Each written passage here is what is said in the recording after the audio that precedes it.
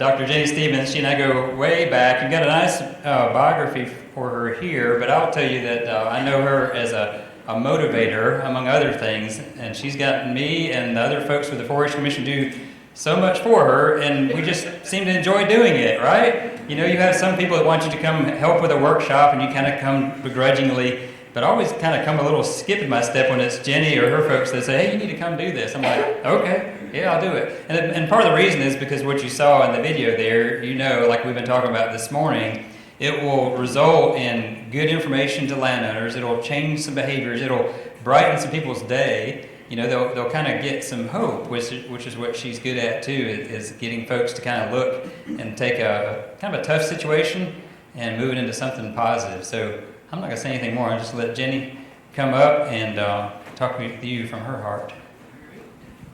We can turn the lights back on.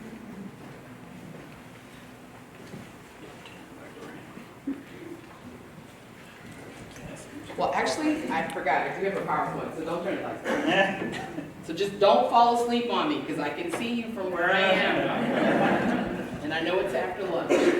So good afternoon, and I forgot. Don't hold this very close to my face. Thank you for allowing me to have the opportunity to talk about this work, and I promise I won't be very long. But this work has only happened because of partnerships or collaborations. And as I was saying to Scott earlier, my take on this is why it's been so successful is because every organization that has been involved, we all benefit from it. And I think those are the best collaborations when everyone wins. It's not about competing against each other, but we all recognize that it's beneficial to all of us. So just a little bit about the center. You saw the landowners there, and they're dynamic folk, and they're not shy talking about their land or why families should, if they have a land and it's enough to grow trees, that they should do this. So I'll give you a little bit about the background of the center. And that's just a quote I like, is the fact that land is so much more than land. And I'm going to let this hold it so I don't have to. Land is so much more than land. And that our communities build so much on their land. It's communal, and how it benefits everyone. So the state of South Carolina has 46 counties. And currently we are serving roughly a third of those counties, and we're adding 3 more this year. And our work started primarily along the coast of South Carolina, and the focus was on the issue of heirs property. How many of you know what heirs? Well, I guess you do, because you all watched the video, so I don't need to ask you that anymore. Or that could be the test to see if you really watched it. And so our work really started out of heirs property in the sense of how do we take what individuals see as a liability and help them turn it into an asset. And we originally started in those red counties along the coast.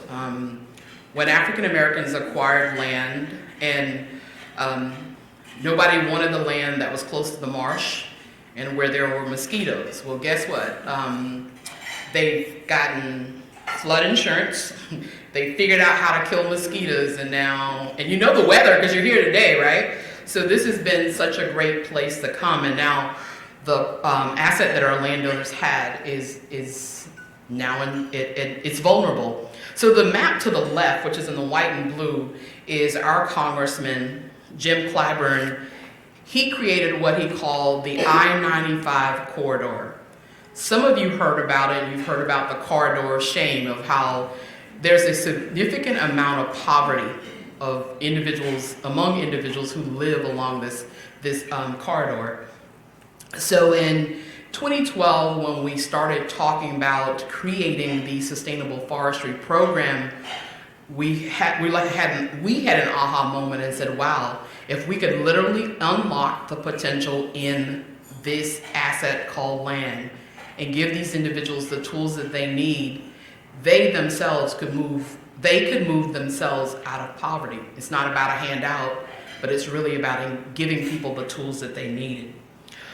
So I'll speak a little bit about the partnership. So in 2012, when the U.S. Endowment actually put out the notice around a program that benefits African Americans, and part of the reason of that is that African Americans have lost a substantial amount of land since after the Civil War. Research has said that African Americans owned about 15 million acres, and then at the beginning of the 21st century, there's a discrepancy. There's either 2 or 3, so let's just say 2.5 million acres are left. And so it makes you wonder, well, so what happened? You know, why did this group of individuals lose land? Part of it is because of heirs property. And then the other part is they just didn't have access to tools. So I'm going to tell you a little bit. So what we did is we then, when the endowment had this concept, we brought together our partners. And Russell said, oh, it's always a delight for them to come to our workshops. Truthfully, I believe they come because they like the food, but don't tell them I said that. But we did. We recognized that there was such a need to work with this type of landowner. So here's our empowerment philosophy. And keep in mind what I said is at the beginning, the center really only provided those legal services. We didn't have foresters on our staff. We do now, but we didn't then. But we had our partners. We had the Forestry Commission. We had NRCS, and we had private industry. Because at that time, 2 of our board members worked at MWV, or Mead Westvaco, whichever acronym, international paper, they just keep changing anyway. And so we had all of this knowledge sitting around the table that afforded us the ability to create this project. Literally and you've heard it in the video, is that oftentimes landowners don't really know what they own or the value in what they own.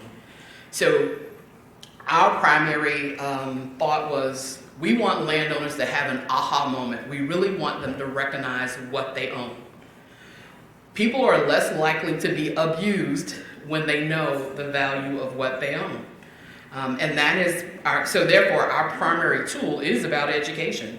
We want landowners to make informed decisions. It's not our job to tell them what to do, but it is our job to afford them with all the tools that they may need to make it happen. So once we have enlightened landowners, we're like, okay, so here's our toolbox. So in that toolbox, you have the attorneys whom we have on staff.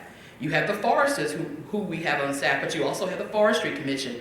You have the NRCSs of the world or other conservation groups.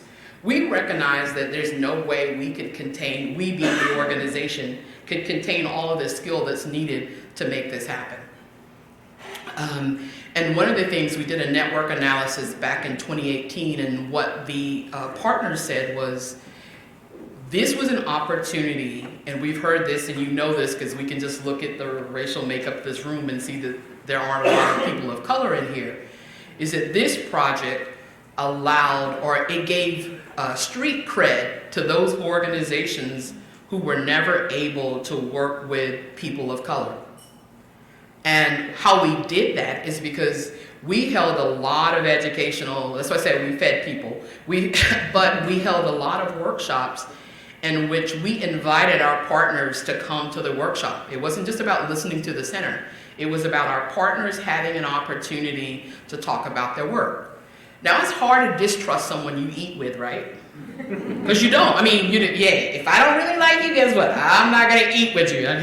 But so because we afforded our partners that opportunity to literally break bread, they too could then create relationships between those landowners. So ultimately, we do want the landowners to not just have money for right now, but it really is a generational thing. How can you save this money or generate money so that it helps your family? And I promise I'm going to be brief. So our theory of change with that philosophy is we use forestry and basically legal services. The endowment just came out with a report where they had done an assessment of the Sustainable Forestry Program, and they documented that landowners without clear title, I think they only get about $210 per acre whenever the timber is cut, versus a landowner with clear title gets about $1,600, if I remember that correctly. And so it's a disadvantage when folk don't have clear title. And so that was one of the really great benefits that the center brought to the table, because there aren't a lot of organizations like us providing direct legal services that's focused on land ownership. And so we have that combo of sustainable forestry and direct legal services.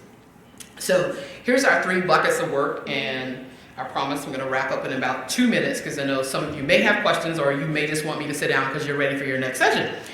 So there are 3 buckets of work. Prevention, resolution, and land utilization.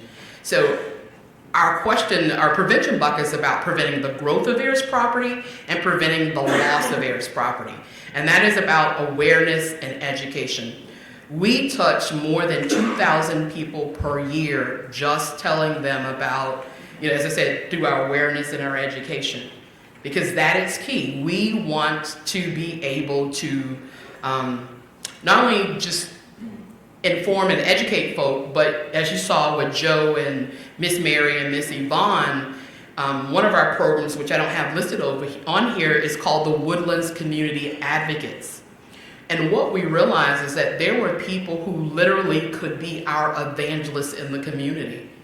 And so, yes, we're educating folk, but we have folk like those 3 people you saw in that film who are also, and I tease them about this, our unpaid staff. because they have benefited from our work, now they're telling others. So then, of course, the primary way to reduce heirs property is the drafting of wills. We hold what we call wills clinics, where we enlist the assistance of for-profit attorneys, and we go out into communities on Saturdays or Friday, whatever the day is, and people sign up in advance, and literally they walk away after an hour with a simple will. And then last but not least, ultimately, it's about probating their estate. That is basically taking the deceased individual's name off of the title and putting it into the name of the living. And so if land is the primary asset of the deceased individual, we will help their family probate their estate. Because this is all about prevention. It costs less to prevent heirs property from happening than to resolve it. Speaking of that, now let's go to the resolution bucket. This is, for us in South Carolina, you literally don't need an attorney unless you have deeds drafted. You can probate your loved one's estate within yourself, and so you can do this within 10 years. The only problem, though, is after that 10-year period, you must have an attorney. So there are 2 key things that are involved in resolving heirs property. One is genealogy. Genealogy, or family tree, whichever word you prefer, figuring that out of the individual whose name is on the deed. If you think about it, for African Americans, there was the Great Migration. So there are folk that left here, people haven't seen even either at family reunions, but they're still connected to the land only by birth. But you can't discount those folk. And then the second piece that is a key is family agreement. And don't tell me how well you get along with your family, right? So layer money, land, and then some family dynamic that was never addressed. And that's not a good recipe for anything, right? And so we've created this tool which incorporates education and mediation. Because if we said, hey, by the way, we're going to offer you and your family mediation, Scott, would you come? No. So what we say is we would love to have a family presentation for you and your family. But yes, it is. It's education and mediation thrown in. And then last but not least, it is about the direct legal services that are needed. Basically, for the legal services, and we don't charge people for our legal services. What we charge them for are any associated costs. However, we do not resolve title for individuals who want to sell their land. You notice in our title it says preservation, so it's not a judgment call against anyone, but our point is our job is to preserve it. Now, we'll provide advice and counsel for them, but we will not help them actually sell their property or take them as a client if they want to sell property. Since the center's inception, and by the way, we turned 15 last month, 15 years old that is, we have resolved over 240 titles with land value, a tax assessed value of about $14.6 million. Charleston, of course, has skewed that, but still, can you think about that? That is, those were assets that people could not access. They could not use it to, even if they wanted to get a loan to send their child to school, which would then prevent them from having student loans, they couldn't do it. Prior to our sustainable forestry program, they really couldn't access any cost share programs. So when you look at how the timber for those individuals look versus the ones who've been able to maintain it, it doesn't look the same. And as you already heard me say, they're not going to get as much money when they cut that timber, if any, because they may be basically begging someone to take it off of their property so they can plant something that would have value later on. And then land utilization, which is primarily the sustainable forestry program, and that too is about education.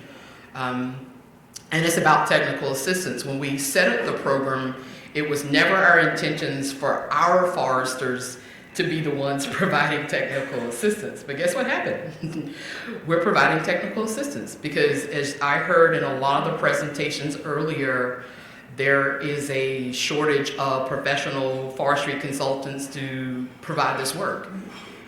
And if it's also potentially property that isn't, I shouldn't say the property's not worth much, but if the trees aren't worth much, how is the consultant forester going to make money from helping these families? So we have that challenge. Then of course we have, as I said earlier, we have a great relationship with NRCS. So we are literally helping our families complete those EQIP applications, CSP. They're getting forest management plans. As a matter of fact, all three of those people who are in the video are in the tree farm program. So we've done a lot in that little short time. So that's my last slide, but I want to give you a couple other things. We are currently working with 400 landowners who own more than 22,000 acres. I heard, and I don't remember names, but I heard the average acreage for a private landowner is 67 acres. For us, it's 52. Want to point out before I sit down or ask me any questions is that heirs property is not just an African American issue. I want to point that out. If you were to travel up to the Appalachian, the skin color of the landowner would change, but it's the same issue. And as I said on the video, low-income folk don't sit around the dinner table and talk about estate planning. We know to have a funeral when somebody dies, right? But we don't talk about being prepared to die. Especially if you're low income or you don't see the value in what you own, you don't share that. And I, at the table I was sitting in the back, is that you have people who are now aging and know that literally when their eyes close, their children are going to sell their property. So how do we get that message that it is, if we want to keep forests as forests, how are we getting that message across, not to just the wealthier folk, but how do you get it across to everyone? That they hear the message and they recognize what they own and the value in it. So I'm going to say thank you for letting me talk about my work. And Russell, I don't know if I have time for questions or you want me to sit down or what? Got time for maybe one or two. Are y'all tired of me and sit down? No. That's what you're saying. Sit down. Blown away, so. Okay. All right. I see a question over over in the back corner. We appreciate the information, and I know a lot of parts of the U.S. people who own woodlands also own ag land, and Are you also working with folks who have a combination of woodland and ag land, or is there someone else that's helping them on some of these issues? That I can see that generating annual income right away while the trees are growing. So our primary focus on our team is sustainable forestry, but we have other partners who are focusing on the traditional ag piece. And as I said earlier, it is about partnership. So we're not trying to recreate the wheel. We're bringing those partners to the table so that they can assist our landowners. Okay?